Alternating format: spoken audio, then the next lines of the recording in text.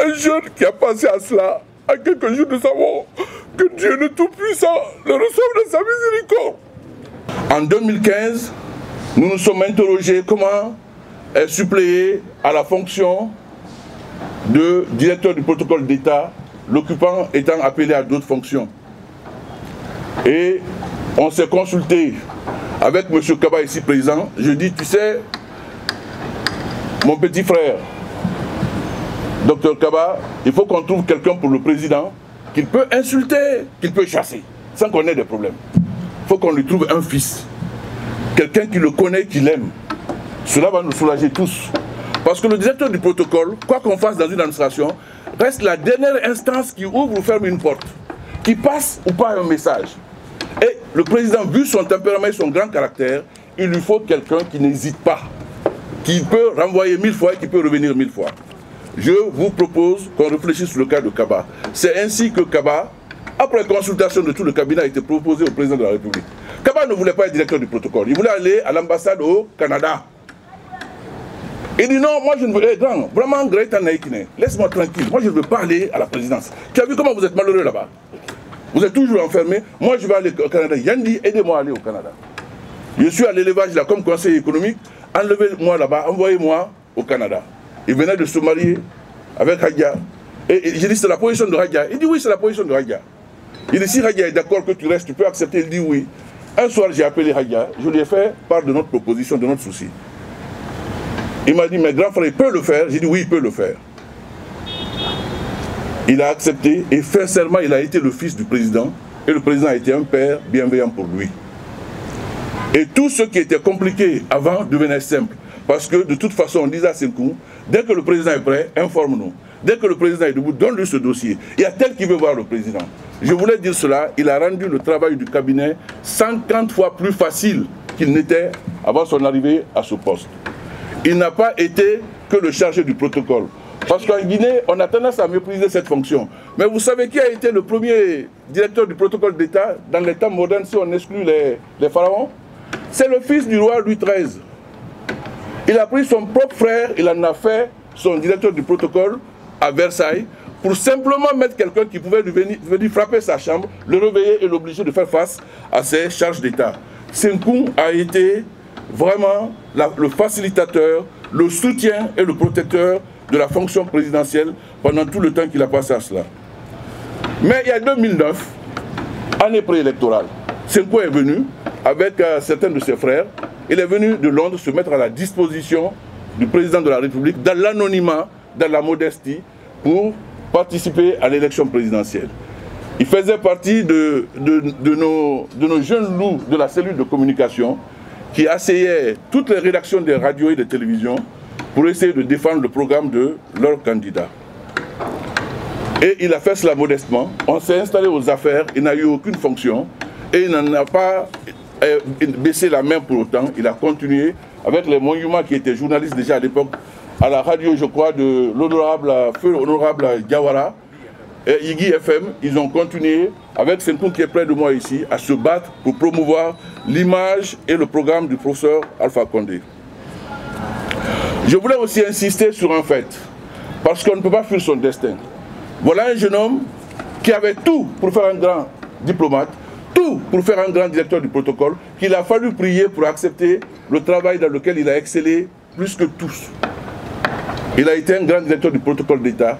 Il nous a mis en contact avec tous nos équivalents de par le monde. Quand il arrive dans un pays, il t'appelle, il dit, grand frère, je suis à tel endroit, je te mets ton collègue, je te mets avec ton collègue en contact. Garde son numéro, on ne sait jamais.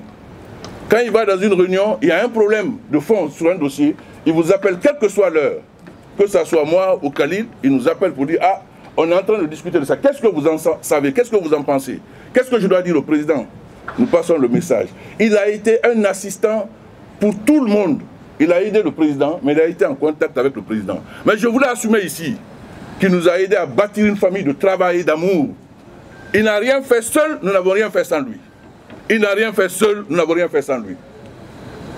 Tout ce que Senkou avait comme initiative, il avait le génie de voir chacun demander son avis. Il dit, ah, si tu es d'accord, tu vas me soutenir. Si le président te demande, tu donneras ton avis, oui. Si tu n'es pas d'accord, il fait tout pour te convaincre. Effectivement, il nous a introduit pas mal de jeunes de l'opposition que moi j'ai connu à travers lui. C'est le cas d'Alpha Bakar, qui a eu une double entrée avec moi, à travers lui, à travers mon ami Kapi Kamara, l'ancien DG de l'OGP. Et je voulais revenir sur l'étape de Londres. Londres, Senko a eu la chance, avec son entre-gens, d'être responsable VIP dans des grands établissements hôteliers de luxe de la capitale anglaise. Il était à l'aise dans ses fonctions, il gagnait bien sa vie. Et un jour, on a créé le consulat général de Guinée à Londres. Le consul général affecté est un ami d'enfance à moi, ne parlait pas la langue du pays, ne connaissait pas le pays. J'ai demandé le numéro de téléphone de Senkou à un membre de sa famille. J'ai informé Senkou, il s'est mis à la disposition du consul général de Guinée. Ils ont ensemble installé le consulat général de Guinée en Angleterre. Il n'avait ni salaire pour ça, il a même failli perdre son boulot pour cela. Et c'est beaucoup plus tard, quand le consulat a été érigé en ambassade, que là aussi, il n'a même pas été nommé comme diplomate, il a été recruté comme personnel local, mais un personnel local qui était le principal collaborateur de l'ambassadeur Lansana Gaucher Camara à l'époque, pour qui il faisait toutes ces tâches-là. Il n'était pas seul, il y a Senkou qui est là, il y a Ousmane Doumbouya aussi, et ils sont nombreux de jeunes qui ont donné la main à notre ambassadeur. Donc imaginez un Guinéen qui se met à la disposition de son pays, n'étant pas sur le territoire national et contre aucune rétribution. Nous avons recruté Senkou à l'époque en pensant qu'il va nous aider à gérer le président, il va nous aider à ce que le président puisse passer ses messages sans trop de frottement avec les uns et les autres. Il l'a fait. Quand le président était en colère et souvent de façon justifiée, il essayait d'amener le président au calme avant de recevoir les cadres. Je voulais ici lui rendre cet hommage-là et vous dire que tous ces collaborateurs de la présidence, nous sommes devant aujourd'hui, retiennent de lui une chose extraordinaire. Il n'a jamais hésité à plaider une bonne cause. Il n'a jamais hésité à plaider une bonne cause. Il était à la fois un talent individuel excellent et un esprit d'équipe extraordinaire. Il a été capable de faire cela. Je voulais maintenant m'adresser à la famille. Au nom de tous ses collaborateurs, nous vous renouvelons nos remerciements pour l'éducation que vous avez donnée à Mamadi Senkou Kaba.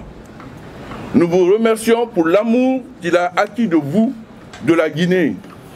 Nous vous remercions pour l'esprit de compromis et de compassion qui a été le sien. Et nous vous disons une chose aujourd'hui, qui est un jour facile, il aura toutes les bénédictions de ce pays. Parce que dans l'ombre des présidents, les fameux entourages dont on se repère si facilement en négatif, je dis ça aussi pour rendre hommage à mes jeunes frères qui sont ici, nous savons comment dans l'ombre, dans l'obscurité, dans la nuit fatiguée, vers 2 h du matin, on arrive à obtenir souvent une faveur légitime, une clémence nécessaire. Ce travail de l'ombre, il l'a fait. Mais Mamadi était un soleil. Même si tu le caches, il brille. Que Dieu fasse que des Mamadi, on en ait souvent dans notre administration à ce haut niveau. Je voulais encore une fois m'adresser à Tanti Rohoya. Senkou m'a dit, tu sais mon père, grand frère, moi mon père il voyageait beaucoup. Il voyageait tellement qu'il était un étranger à la maison. Moi, mon point fixe c'est ma mère. Quand je suis à la maison c'est ma mère. Quand j'ai été à l'internat, je revenais à la maison, c'était ma mère. Toute ma vie a tourné autour de ma mère. Si j'arrive à rendre cette femme-là un peu heureuse, si j'arrive à rendre cette femme-là fière de moi, j'aurais gagné ma vie. Et je vous jure que c'était son souci permanent. Les gens de la famille le savent. Je voulais encore une fois leur demander courage et leur dire que nous sommes à leur côté. Parce que on n'aime pas dire sanguiner, mais il faut le dire. C'est par les familles que se constituent les sociétés, c'est par les sociétés que se constituent les nations. Si nous ne célébrons pas les familles, comment on va célébrer la nation? Si on n'explique pas comment les enfants ont été bien éduqués, remercier leur famille, comment d'autres familles peuvent prendre le même exemple? Senkou a eu un père riche à être gâté, mais il n'a pas été gâté. Il a aimé l'autre, il a aimé les Guinéens de toutes les origines, il a aimé le travail pour la Guinée, sa fierté ultime est de travailler pour la Guinée. Je voulais dire cela et vous dire que nous sommes tous en peine aujourd'hui. Certains d'entre nous, vous ne pouvez pas imaginer jusqu'où. Parce que même dans sa maladie, je vous raconte une dernière anecdote qu'un membre du gouvernement m'a rapporté hier. Il y a le ministre Nabanoui qui était de passage à Dakar. Senkou l'a appelé. Il dit, mais, parce qu'on surnommait Nabanoui Shérif Karamoro. Il dit, mais Karamoro, tu es où? Il dit, je suis à Dakar. Il dit, ah, moi aussi, je suis à Dakar. Je vais envoyer un chauffeur te chercher. Ça, c'est 4-5 jours avant la mort de Senkou. Le chauffeur va le chercher, là, il vient voir Senkou, couché. Il pleure parce qu'il voit Senkou malade. Senkou dit, mais carrément, c'est toi qui es un homme de Dieu, ne pleure pas. Tout ce que je te demande, j'ai du fonio ici, je suis en train de manger du fonio, on va manger ça ensemble. Après, tu vas toucher mon corps en récitant les versets du Coran. Tu vas me réciter les versets du Coran sur mon corps. Grand, ça va, merci beaucoup. Merci, on va vous interrompre là. On va vous interrompre, merci grand. Et je voulais vraiment prier avec vous qu'un enfant, un jeune qui a pensé à cela, à quelques jours de sa mort, que Dieu le Tout-Puissant le reçoive de sa miséricorde. Merci. Merci, monsieur le ministre, merci beaucoup. La dernière question pour la famille.